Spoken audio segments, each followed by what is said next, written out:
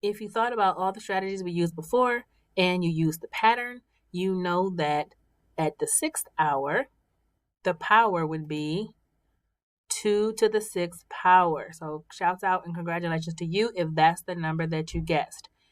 The base is 2 because that's the number that's being repeatedly multiplied.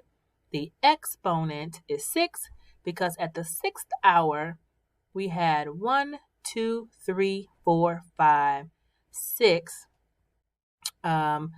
Each friend from our 5 shared it with 2 more people. Okay? So if you write it out the long way, it's going to be 2 times 2 times 2 times 2 times 2 times 2, which is 2 to the sixth power. Okay? That is the answer to our try it problem.